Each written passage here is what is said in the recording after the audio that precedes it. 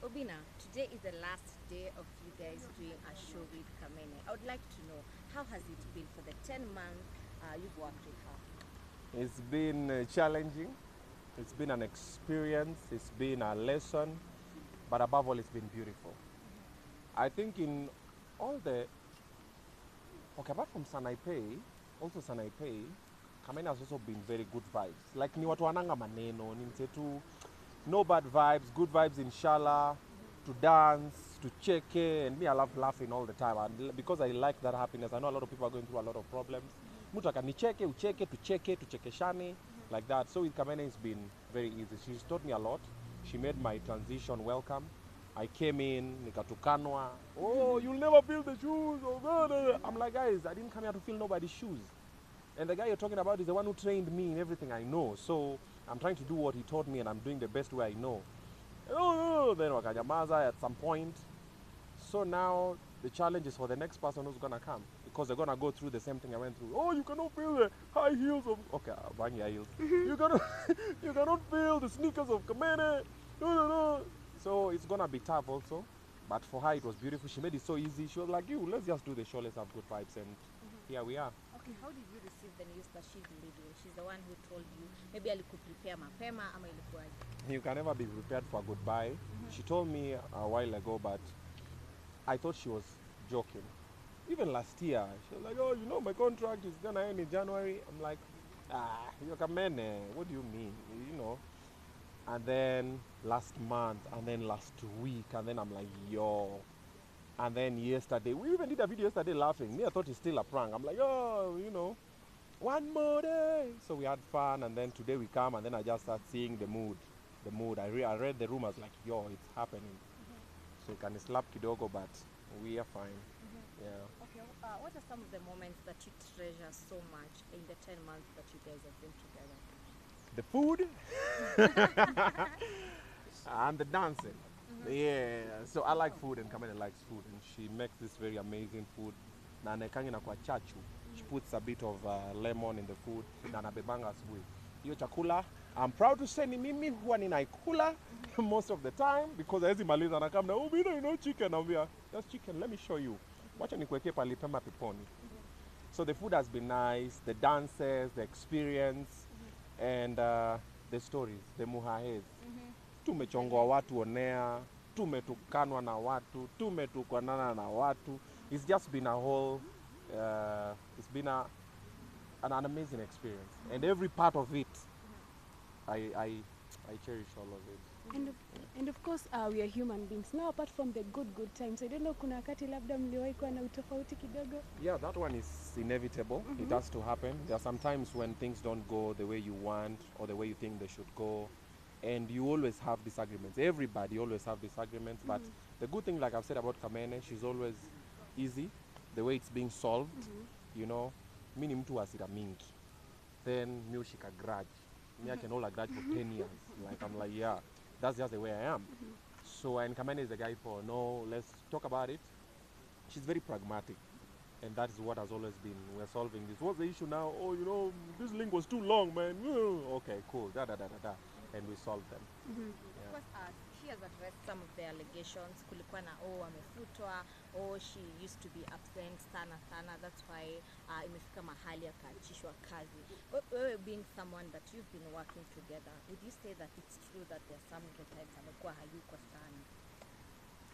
So I'm not HR, so I would not say about her employment contract or the reason why she's left. What she told me a long time ago, she told me, my contract is expiring in January. I used to think it's a joke. And mine expired, then it was renewed, and then expiring again in March. So it might be renewed, it might not be renewed, but it's a contract. You take a year, a month, 2, 6, that's the way it happens. So about the absenteeism at Jobo Nini, that one I can't say, because that's her. Everybody has their targets, what you've been told to do. So she knows what she was told to do. And sometimes you come here, then there's some people you don't see for a whole month. You find, they took leave. You're like, huh?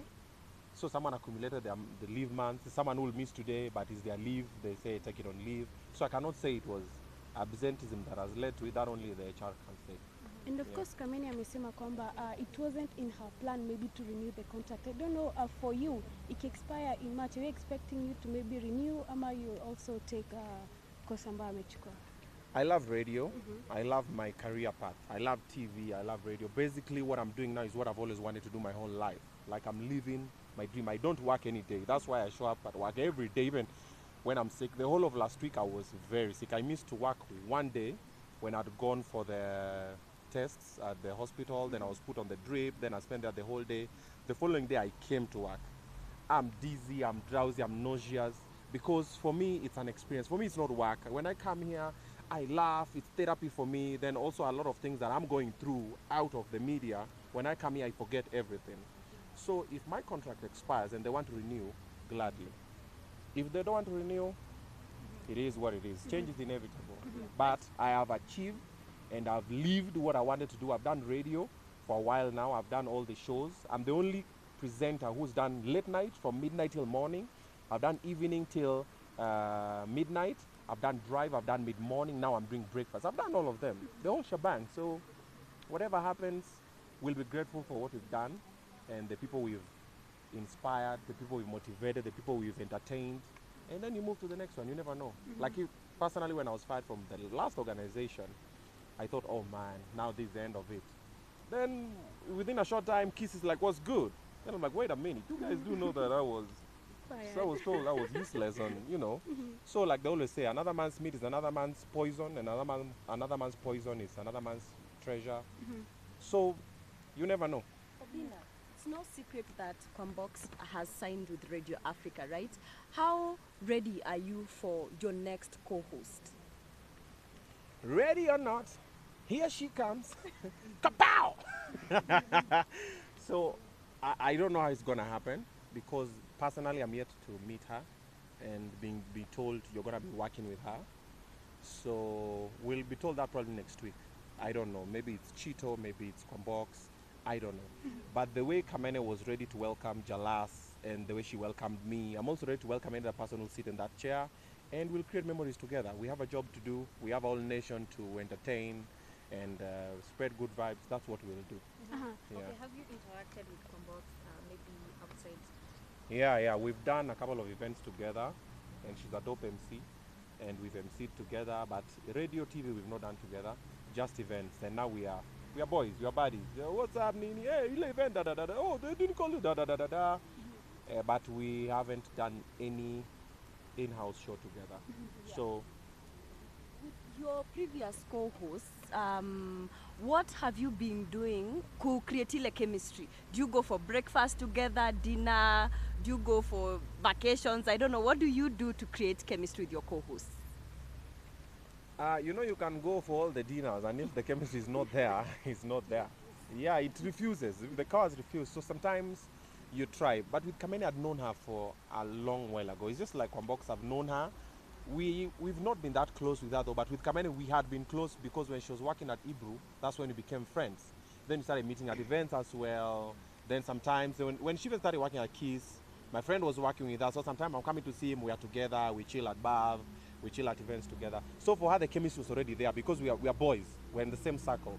So with Kwambox, I don't know what we will do. We can throw some kicks. We'll kapow a couple of things here and there, and then you never know. Yeah. Of course, with Kamene, we've seen you guys even coming up with outfits Wow, of the same Eve. theme. Wow.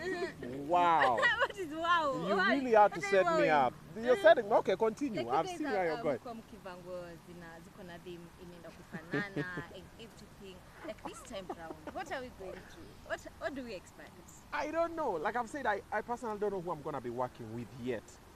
But probably next week, yeah. But next week we might know. You know, that's HR and the team and the PC and the group.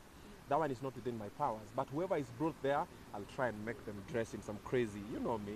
Because when I dress like that, someone's like, oh my God, have you seen this guy? He looks so bad. And then they laugh about it. I'm like, yeah, I made you laugh, you know. Oh, this guy, oh, you look so bad. I'm like, yeah, I made you look. I made you talk. So that's my intention. Is getting the guys from the digital space, bringing them back to radio. Because a lot of people are going to the digital. Let me go to Instagram, let me go to TikTok. But when someone's like, I've seen the Obinna's dressed, Now, is it funny the way he looks in this picture, the way he's dressed? Ebu, let me tune in. I've converted you. So that's my agenda. So if she comes and she wants to, or he comes, he wants to, that is Chito, I'm easy with it. But if they don't want to, I'm also easy with it. Because even like when I came initially with Kamene, she was a bit, I'm baby girl, I don't roll like that. But I said, give me time. So I continued doing my thing. Like every week I would do different outfits. And then later towards November, I think, she confirmed. Then I was like, yeah, so it took me about 6-7 months for you to fall in line. And then we started doing the king and queen looks, the joker and the girlfriend and all that. So it takes time to convert different people. But it also, if the person is willing and the person wants. Because I can say, oh, I want us dressed like mannequins tomorrow. So I'm like, I'm not doing, why would I? I mean, if someone tells me, for example, if I'm working, someone's like, oh, dress like a Corvette tomorrow. So I'm like, why would I, you know? So you never know. So let's wait and see how it's going to pan out. But I'm just hoping and wishing for good vibes. Me, I just want good vibes. Kamene has told us that the last leaving somehow influenced her to start working on her exit plan. In any way, do you think maybe her leaving kiss inaweza influence pia uanze to feel like I'm also going to leave? No. Like I always say, I've been fired so many times, so many different places. I've been rejected so many times. I've been beaten up so many times, verbally, physically. It gets to a point where unakuwa sugu. I always tell people every time, tomorrow I come at Kiss and I get the damn told, I put my face, no. They tell me, no, your job is over. I'll be like, cool. Then I'll move. That's why I'm also doing a couple of other things on the side. I have a digital space that is amazing. My YouTube pages are doing amazing. I was not even ready when I started. I used to look at your pages, I'm like, watu wame, juju hii wameombea hizi vitu. Then at some point they just picked all the pages. I have like different 5 YouTube pages that are doing well. Then events. Then now other things that I'm doing on the side. Like now I'm just starting petition against gender-based violence against men. I've just created the petition, so you guys should sign it. It's on the link on my bio on Instagram, also on change.org. You can find it there, so we can change that one. So I'm all about the positive impact. So I'm ready for whatever might happen, but I'm enjoying where I am right now. Yeah. Okay, talking of gender-based violence, recently you've been vocal about what happened to 2Mbili, and of course it has brought a lot of reactions. People have talked. I'd like to know, so far so good, what can you say about the whole situation? The whole situation is like nobody cares about boy child as much as they pretend to, because when things happen against the boy child, people always go, well, when mwanamke unapigwa aje, da, people laugh. Then I've realized that boys are the enemies of boys. Like girls, when something happens against girls, they rally up against each other. How can this happen? Wanaume, if you look at the comments that are posted in Nairobi Gossip Club, ni wanaume tu hapo. Unapigwaje kwani mwanamke? Wewe ni mwanamke, lazy, nini, they start calling you some other names. I'm like, guys, you do realize that tomorrow it might be you, your brother, your son, your nephew, your dad, your uncle, whoever it is. And most men are going through it and they never talk. I know about 10 men. I'm talking about celebrities who are in gender-based violence situations with their persons. But they can't do anything about it, because if I do this, my career is going to be over. If I talk about it, we are not going to form that partnership that other people idolize on YouTube and everything. So they're like, well, they're just going to laugh it off. You know, cameras are rolling. Hey guys, welcome to my channel. Then it's off. People are not talking. But when I posted that thing, even when mine was happening, when my situation was happening with my baby mama, a lot of people came by DM, bro, man, I'm also going through the same thing. But they shikilia too. Now that's the problem with men. The ones who really support you come in your DM. They support you in private. They're like, bro, maze shikilia too. I know CEOs who have been in situations telling me, hey bro, hey, me baby mama wangu nipeleka. Oh bro, me bibi yangu. Oh da. But they're in private. But ladies are always very vocal. You even see ladies who are respectable in the society vocally talking about it on Twitter, on their Instagram. Now that's the problem. So it's gotten to a point now where it's comfortable for men to do it, and other people come there and say, unapigwa aje na mwanamke. You know, it's common sense. Logically, nearly everybody here, I can beat them black and blue. Everybody who is here, including the men. I'm a trained kickboxer, you see. But I will not do that because it's not the right thing to do. So other people come and say, oh, unapigwa aje na mwanamke, sungempiga pia. So they are advocating for an eye. And then when you do that, what happens next? The whole world goes blind. So it's good to walk away. Sometimes you can't walk away because of one reason to another. I've been there, other men have been there, other people are still stuck in there. You saw 2Mbili situation. If I didn't talk about it, trust me, I've known this thing for about 2 years now. And I've been in those situations. We've tried to solve these things a couple of. We've had sit downs with both of them. I'm like, what's happening, man? I have recordings? Because I learned one thing. When you go and meet someone, people always know how to change conversation. They say, this person came and then this person did this. So any person I'm always meeting in a difficult situation, I always put my phone on record just for purposes of protection. Because things get switched and boy child gets thrown under the bus, na unatukanwa, na unapigwa, unakuwa fired, and things happen like that. So that's why I'm really advocating for gender-based violence, to stop gender-based violence against men. Against women, it's working well. We appreciate it, we value it. And I'm always telling men, don't raise a hand on a woman ever. I even spoke with 2Mbili before. Trust me, the reason why this happened, I also blame myself. Because when I went last time, I even have the pictures. They'll air on FNL tonight.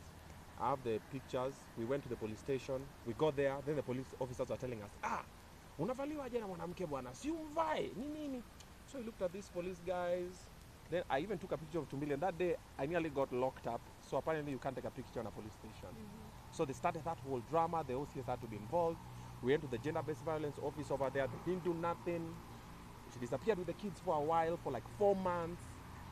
Nobody did anything. Like when we got the kids later, when she dumped them in town in the middle of the night, the kids were malnutrition, they were sick and everything. We had to take them to the hospital. They stayed in my place for a while. We had to and I kept on telling 2Mbili all the time, bro, don't lay a hand on this woman. Bro, the minute you do it, your career is finished. What I'm trying to make you build, what I'm trying to help you achieve is going to be useless. So don't. And so that happened, and that night when they came from my place went, and then whatever happened. He sent me the videos in the middle of the night. When I woke up in the morning to come to job, I saw them, and I was like, no, I'm just gonna talk about it. And I feel that probably I was part of it because I told him, don't do nothing. And 2Mbili loves his kids, and he wanted to be there. And I'm like, bro, I was there, and I was stayed for the kids, and everything happened. And when mine happened, everybody caught at me on public. You know, you're a narcissist, you're egocentric, you're this, and that. They even forgot what I was speaking about. What they didn't realize is I was speaking from a point of aggression. I was angry at everything because I'm like, yo guys, I've come out crying, this is happening. And now everybody's just like, yeah. And then conversations went and got turned, interviews got done, and I was just like, yo. And I said I should have kept quiet. And that's when I started walking away from interviews. They're like, what do you want to talk about, my baby mama? I'm not going to talk about it. Let's talk about something else until 2Mbili happened. Then I'm like, yo guys, this now is too much. So let's stop it. So I've partnered with change.org, and we've filed a petition. So help me guys in signing it. When you see it, it's just go to change.org, look for the petition, Stop Gender-Based Violence Against Men, and just sign it. When you sign it, this is what's going to happen. The government is going to take it more serious. And then they're going to put out safe houses for men. They're going to put out counseling centers for men. Trust me, our men in this society are broken. Why do you think men drink the way they drink? Why do you think some men have deadbeats and everything? It happens in such ways sometimes. I saw this even with 2Mbili. Your baby mama takes away your kid and then tells you will not see your child. Where is the child? You have no idea. Where tuma pesa mimi napeleka mtoto shule, tuma pesa mtoto akule. You're like, why am I sending money and I cannot see the child? You're like, I don't care, you send the money. Then you say, cool, I'm not going to send the money because I cannot see the child until I can see the child. Then what do? They go to you guys. Obinna is deadbeat. What do you guys do? You post it up there. Obinna exposed badly, being a deadbeat. And then what do the fans do? Matusi. Who you say? Useless. We knew. Nobody knows the backstory. And there is nobody that you can go to and say, listen, I just want to provide for my kids. I want to pay the school fees. I want to pay for them their meals and everything. But I want to be able to see them. Most of the time when baby daddies happen to see the children, you only see them at the mercy of your baby mama. And the way this happens is this. You either pay your baby mama or you sleep with her. If you're not sleeping with your baby mama or you're not paying your baby mama, chances are high you'll not see your child. It has to be one way. Anajuanga tu nikupigia we, ebu tuma pesa, ting ting. Unataka na mtoto nakuletea. Ama niaje mzito, niaje. What that happens is for her, she believes you guys are still together or you guys are still working out or whatever. Now your first lady was your baby mama now becomes your side chick because now your other chick is now your main chick. And then you have to see your children. But if you don't do that, trust me, I know so many men who are like, bro, maze, miss Jimmy Tutonga lendo happy. Another one, the wife went to the States with the kids. He booked a ticket for holiday. They went there, they got there. The wife said she's not coming back. And he's a very prominent person. The other one, they were living in Rongai, a own compound built for the woman. One day the woman just left with the child. And say, you're not going to see my child again. And when they leave, it's normally my child. It's never our child. You don't see my child. Then we also have the mamas who bounce children from different schools. Leo unakwambia lipa school fees. See, I just paid school fees. That yeah, mimi nimetoa mtoto huko. Mimi napeleka mtoto huko kwingine. Like, but you didn't discuss to me. Others will take their children and take their children to the village. What happened with this 2Mbili situation? Now let me give you a very quick backstory. The last time we solved the situation, we sat down to solve it. We didn't solve it because tulifika katikati matusi zikaanza. And personally, I've been there before. So I told 2Mbili, yo, let's leave. 2Mbili started fumbling with his shoes there. His Subaru was going to be broken. That's sorry for another day. I told 2Mbili, step out, because if I left the house before him, I think I have that whole recording until that point, something would have happened. I'm like, yo, let's go, let's leave. So we left. But the story was, I said, you guys have been so physical with each other because I didn't want to take sides. It's in the recording. I'll even send it to you guys if you need to. And I said, what we do, I told the lady, you go to the police station, take a P3 against 2Mbili. Then you go to the police station, take P3 against her. Then you guys now go there and meet and discuss how you'll raise your kids, either with or without each other, because together is toxic. You see? The lady said, I'm not going to no police station. Me, I'm going to the village with the children. Remember this time, I've just paid 2Mbili, and I told him, yo, when I normally pay 2Mbili, I'll tell him, bro, umelipa school fees. That's the first stop. Umelipa rent. Sawa. Umeweka food kwao. Sawa. Let's go Parambule. Twende tafute do kwingine. 2Mbili had paid school fees full because I paid him. And then she said she's going to the village. We are like, why are you going to the village? What's in the village? Me, I just want to go to the village. The kids, we are like, listen, school fees have been paid. They've been schooling here, and nobody has even kicked you out of the house. I remember telling 2Mbili, you even get a babysitter somewhere. Come, watembele kwa kama stranger. Because that's what I did initially. I left, then I was coming by to say hi. Those videos are in my kids' channel. You'd see me going and saying hi when I'm leaving. They start crying. All those videos are in the Obinna's channel. So when this happened, we left, went to the police station. Coming back, we don't find nobody. That's the time the kids disappeared for 4 months. We didn't see them for 4 months. We're just being told, 2Mbili is being told, Tumado. So he sent for about 2 months or so, the blackmails and everything. Then at some point he was like, no, I'm not going to send. I have to see the children. That's the point now when he started saying, the mara anapigiwa midnight, kamu chukua watoto tao, nda tao, da da da. So all that happens because one person believes that you guys are no longer together and you're not going to work it and they cannot be able to do what they were doing. And this situation also happens to women. There are some men who also do the same thing. They also hold the children against their baby mamas. And this is what I normally prefer. Don't take your aggression through the children. Don't allow the children to see the fights and the arguments that you guys are having. But most people never have that. So you see, so it's been a lot of situations, and then you hear the baby mama saying, since I came to 2Mbili's life, I don't want them together. Why would I not want them together? When I'm dating 2Mbili, I want to date her. Have you seen the women I work with? Okay. That I didn't mean to be rude. I take that back, sorry. My bad. So, this is the thing. She's pissed because I opened 2Mbili's eyes. Because when I came to 2Mbili's life, he was a different person. He's a different person now. And I told him, bro, I've been here, I've done these mistakes before. In life, in career, in family, in parenting. I'm like, bro, don't do this, don't do that. And when I came and I was like, no, let's stop this aggression and the abuse and the emotional abuse and the physical abuse. She's like, oh, so you're taking away my punching bag. So that is the point. That's the pain where it's coming from. It's like, oh, umekuja ukamfungua macho. Because since I came to 2Mbili's life, what I know, I don't know what he knows. All I've wanted was to change it to the better. Because also myself, someone held my hand and changed my life. And when I finish 2Mbili, I always tell him, also you do something too. Even the other people that I try and support Chinyamaji, I always tell them, don't thank me, do it for somebody else that doesn't know or doesn't expect it. So that's the current situation. So try and sign the petition. Let's create awareness. Let us comfort our men. Be kind to the men. They are going through a lot, and the society expect them to be mwanaume. Mwanaume ali, mwanaume hafai kupigwa, mwanaume inafaa provide. And there are no jobs.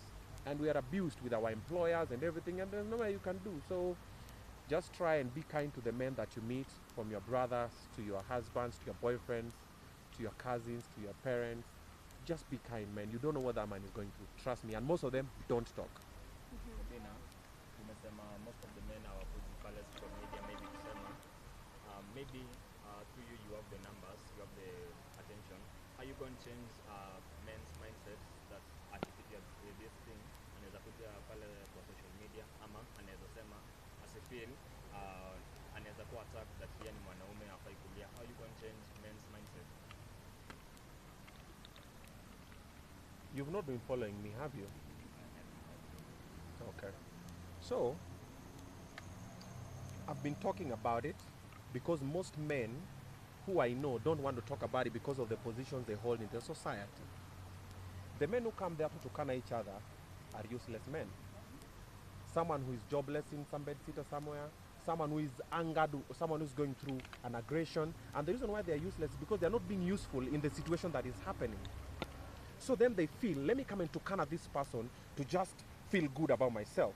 You know, other men have also been raised wrong. That's what they know. Mwanaume ni kutukanana, mwanaume ni kupigana, mwanaume ni kuongeleshana mbaya, mwanaume ni kuambia dem nini, you know.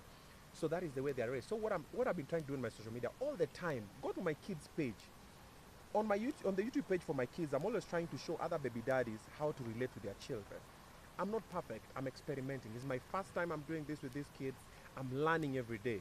People come and comment there a couple of things. I'm like, watch the other episodes, then you come in. You know, so I'm trying to teach other men how not to be deadbeat dads. Trust me, you'll be accused of everything. They'll say everything, but provided you know a relationship with your child, that is what matters. I come on social media and tell other guys, if you can talk about it, talk about it. But social media never helps most of the time. Sometimes it does, because it holds the perpetrators to book. But most of the time, social media, people come, unatuleta kwa nini? The reason why people bring to social media is to get your attention. Sometimes not even to get your solution, because solution is not there. So that people can talk, watachekelewa, watafanya nini. But if we sign that petition and probably it's passed into law and those centers are created and everybody knows, hey, if you lay a hand on a man, unaweza vutwa job. Right now we have so many women in top positions who beat up their men black and blue. Na mwanaume mkatoa amesema unajua mazee hakuna kinaweza fanyika, mazee hakuna penye naenda. The same way if you go to court now and you're having a battle between who's gonna stay with the baby, most of the time the woman is given. But you know what the judge and the magistrate and everybody in the court don't know? They don't know this woman like you know this woman. And they don't know this woman the way this child knows this woman. Some women, some children fear their mothers because they know, man. They've been there, they're like, man, they're told lazima uende na mom. So what starts with is me talking about it, you commenting positively about it, and if someone comments negatively about it, tell them, no, bro, that's not the way to go. This is the agenda. Listen to the message. Don't look at the vessel. Now, what people are doing wrong is they're looking at the vessel. Oh, Obinna, we need clout. You can't do clout with children, bro. You can't do clout with violence. That's not clout. And what you're calling clout is showbiz. That's what I do for a living. When I do anything, I make you look, and when you look, I get paid. That's how it happens. You see. So what happens? Oh, when the cloud. If that happens and that continues happening, a lot of men, trust me, they see. People are not having mood to come on social media and they're like, hey, kama Obinna tukana, wacha mimi nisiongee, hey, wacha mimi ninyamaze. But if you start embracing them, everybody will start talking. Trust me, today I challenge everybody here. Talk to 5 men. Uliza to 5 men that you know in your close circle, bro. And everybody watching this, uliza to the 5 men, your friend, your cousin, bro. This is gender based violence unaonaje my boys mazee wakipigwa na madem, and then wait for the floodgates. Trust me, utasikia mazee kuna best yangu. There's a man who will never tell you it's them. Kuna best yangu mazee alikuwa anapigwa, kuna best yangu alikuwa anatukana, kuna best yangu. You see like Tumila anatemewa mate. Do you know the minute someone starts spitting on you, do you know how like hey man. Yeah, like it's so disrespectful to a certain. You're like, then why are we together? Why is this even happening? So, bro, it starts with that. I talk about it, you support it, you comment positively. Another man talks shit, tell him, bro, call them out. No, this is not the way to go about it. We're talking about this change. This is what we want to do. We want a better society. And then that man will be ashamed. Another man who was gonna talk shit will say, hey, we are meokoto, wacha mimi sionge. Then you'll see positive change. But the minute I post, then 20 men are there to tukaning me, and then 20 others are supporting them. That is 40 men, and then 20 others, 60 men. What do the women do? None of our business. Not my monkey, not my circus. Wacha si tungoje them. Do you remember that woman who was aggressively harassed kwa barabara kwa gari? Yeah. Do you remember what happened? Everybody, the men, the women, we were unified. Everybody came and said, yo, what? But what happened? They were just trying to tear her clothes, right? This is a man who's been beaten black and blue. You can see the blood. Amegongwa na ile kifuniko ya gas. The guy is bleeding.